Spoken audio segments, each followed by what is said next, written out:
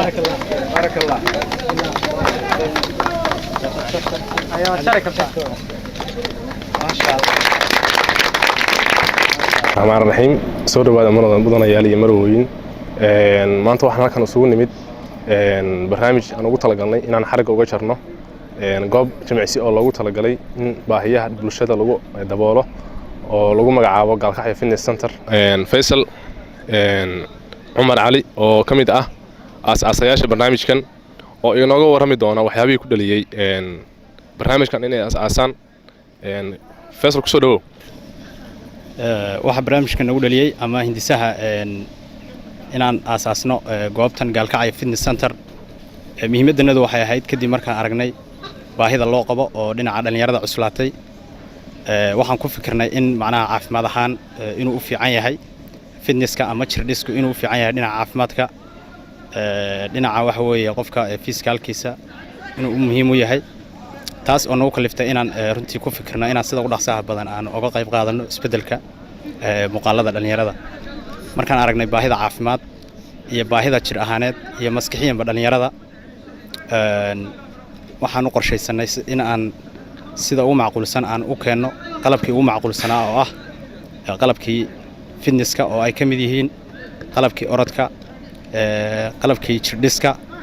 iyo boxing iyo qalabyo fara badan oo loogu talagalay fitnesska ama jirdhiska waxaan ku faraxsanahay inaan ka soo qayb galay furitaanka Gaalkacyo Fitness Center oo ah meel bulshadu aad ugu baahnayd dhalinyaradu way ii sheegeen markay bilaabeen mashruucan oo Faisal uu ka mid yahay arintan meesha inay u baahan tahay magaaladu marka anigu waxaan kula talinayaa dadka inta badan waxaa jira dad badan oo qaba dhibaatooyinka caafimaadka ay qabaan ama cuduradaas waxay kaga bixi karaan oo kaliya maaha dadku waxay dad badan aaminsan yihiin in dawo la qaato ama kiniin la liqo ama cirbad la isku diro lagu caafimaadayo maaha horaa loo yiri al-jism salim fi aqli salim jismiga caafimaadka qaba ayuu aqliga caafimaad qabana ku jira marka horta waan u hambalyeynaa dhalinyarada furtay Gaalkacyo Fitness Center arrimahooda waxaan u sheegayaa dad badan arrimaha caafimaadka u baahan yihiin ay tahay inay galaan waxa kamid ah cudurro badan hadaan sheego sida cudurka kolestaroolka ee Soomaalidu u taqaano waxa kamid ah dhabar xanuunka waxa kamid ah neerbayaal badan cudurradu sheegaan dadku oo kamid ah lugaha jiitama qofka markuu socon waayo waxa soo dhan waxa looga bixi karaa waxa weeye jimicsiga oo la suubiyo marka dad badan waxay ku leeyihiin markay yimaadaan hospitaalada waxay leeyihiin anagu waa soconaa waxaan u sheegay inay kala duwan tahay suubinta jimicsiga markii special exercise aad suubinaysid iyo jirdhiska iyo socodka caadiga inuu kala duwan yahay marka waxaan dad badan kula talinayaa oo cuslaaday dadka hadda qaba wadna xanuunka oo kale dadka miisaankoodu aad u kordhayo oo miisaankoodu ballaartay oo weyn yihiin waxay u baahan yihiin maalin walba inay gymka galaan oo ay ordaan oo ay jirka dhisaan si jirkooda ugu caafimaad qabo waxa ii yimaada ka soo qaad dad badan maalmo dhaweyd hadda isbuuc u dambeeyo hadaan ka soo qaad 3 qof oo miisaankooda 110 kiilo dhaafay baa ii yimid kulligood waxay ka cabanayeen dhabar xanuun iyo lafa xanuun aan u sheegay caafimaadkiina wuxuu ku jiraa baan iri inaad miisaankiina ridaan oo aad gashaan meel aad ku ordaan oo jirkiina ku dhistaan macnaha uma baahnidin kiniin la idin siiyo dawo la idin siiyo marka dadku waxaan kula talinayaa inay meeshaan imaadaan isla markaana waxaan aniguna kula sii talinayaa dhalinyarada aan tusinaya xataa in YouTube-ka ay ku jiraan jimicsiyada dhabar xanuunka loogu talagalay kuwa loogu talagalay sciatic nerve waxa la yiraahdo beenka lugaha kuwa loogu talagalay gacmaha garbaha xanuunaya lugaha jilbaha waxa soo dhan hadhowta dadka ay bari karaan oo tusin karaan ayagoo exercise-ka la suubinayo waxaad ka heli kartaa si toos ah YouTube-ka maadaama hadda adduunkii internet-ka macluumaad badan ay ku jiraan marka taasna dadku way tusin doonaan dad badan waxaan jecelnahay inay ku soo xirmaan meeshan Gaalkacyo Fitness Center oo ah meel ayaga ugu jira caafimaadkooda ay ka heli doonaan insha Allah. Assalamu alaykum magacaygu waa Imaan Cabdullaahi Jaamac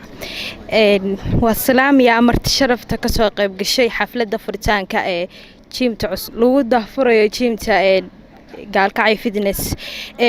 horta aad ugu faraxsanahay mar labaad iyo mar saddexaadba ma jirto gobolka Mudug haddii la fiirsho gymtan uu keenay loo keenay Gaalkacyo noo keenay walaalaheen mid la mid ah aad baan u soo dhaweynayaa aad baan ugu hambalyeeynaa waxaana jecelnahay aniga ka ahaan gabdha ahaan inaan ka faa'iideysano kaliya dadka burburan iskama dhimayaan gymta kaliya in loo galo ma qof caataan jirka gabdhaha caatadana waa soo dhaweynaya inay imaadaan gymta oo jirka dhistaan iyo gabar buuran maanta aad baan u faraxsanahay inaan ka soo qayb galo munaasabada lagu daafurayo Gaalkacyo Fitness Center oo runtii ah xarun jirdhis waxaan ognahay xilligii loo baahnaa inay ku soo aaday ama waxaan dhihi karaa barnaamijkan uu naga soo daahay baan oran karaa waa barnaamij ay u baahan yihiin dhalinyarada inay ka faa'iideystaan dhakhtarka ka hadlay muhiimadda ay leedahay jirdhisku muhiimaddu leeyahay maskax fiyow ama jir fiyow wuxuu ku jiraa jir dhisan buu ku jiraa marka waxaan leeyahay dhalinyarada ka faa'iideysta xaruntan cusub ee la furay oo lagu dhisay jirka sanado ka hor anigu waxaan ahaa nin buuran baan ahaa oo waxyaalaha fara badan baa dhibi jiray markii aan buurnaa oo maxaa la oran jiray qofka markuu cayilan yahay waxa ugu mataqaanaa ugu badan oo dhiba waa wahsiga inuu waxba qabsan karin waxyaalo fara badan uu ka wahsado laakiin qofka markuu jimicsi sameeyo aroortii uu kaco jimicsado jirkiisa uu dhiso wuxuu ka caafimaad badan yahay qofka aan kicin wuxuu ka caafimaad badan yahay jir ahaan caafimaad buu helayaa maskax ahaan caafimaad buu helayaa moral ahaan wuu helayaa يعني قف كاس وحنا أوران كره حتى استرس كمان دعوه قف مركو جرديسك أو سمايه مركو فرصة في عن أو ذهبية دلني رضا نوفرتي وور فيصل يا برونتي وبوجادين إنه علينا نهاية وما سنتين إن شاء الله دلني رضا وحنا جعلنا إنه كفاية يستان ويمادان وشركو الإستان بان لا هاي كجا مشغولان بالود كجا مشغولان وحيالها كلا كجا مشغولان أو حبك كجا صنقونين شركة قدار يستوعبها كوسون نقونيه لكن هذا بالود يوحلم إذا كل حشرتين runtii inaad adiga aad ku sii dhamaatid ma wax ku soo noqonayaan aad oo mahadsantihiin